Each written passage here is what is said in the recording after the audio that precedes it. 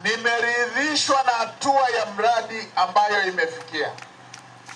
Mheshimiwa Waziri pamoja na timu yako, hongera sana. Na hii inatokana na uchapakazi wako, haujawahi kumwangusha Mheshimiwa Rais. Unaelewa vyema maelekezo ya Mheshimiwa Rais, unaelewa vyema nia na ari pamoja na malengo ambayo yanayo Mheshimiwa Rais ya kuwapatia Watanzania maji.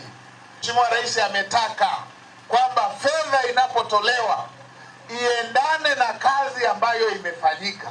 Hapa taarifa tuliyopewa inaonyesha kazi hata ni kubwa kuliko asilimia ya fedha ambayo imeshatoka. Hiki ndicho tunachotaka, na ndio maana nimetoa rai na kwa wakandarasi wengine, akishapokea fedha mkandarasi, tunataka tuione thamani ya fedha hiyo aliyopokea kwenye kazi ambayo ameshaifanya.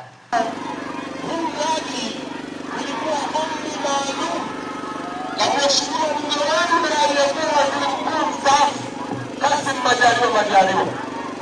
Baada ya kuomba kutokana na eneo hili, wananchi wanapata maji, lakini maji ni ya chumvi, na hii inatokana kwa sababu ya madini yaliyokuwepo hapa.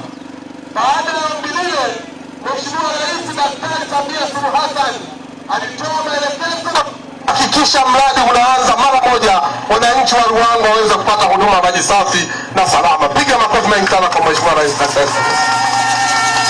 Mheshimiwa Waziri Mkuu, baada ya ombi lile, kazi tumeianza mara moja. Mradi huu ni wa bilioni 119, lakini kipindi kile ndio uliyekuwa waziri wa fedha. Tulivyoleta certificate juu ya mradi huu haukuwa kikwazo. Fedha zote umetoa, mkandarasi hatulai hata shilingi. Umekuja kufanya ziara Lindi, ukasema pamoja na miradi ambayo naenda kuitembelea, nataka nende kwa kaka yangu nikaukague mradi huu wa maji. Kumpigie makofi mengi sana Mheshimiwa Waziri. Umekuja kazi umeiona.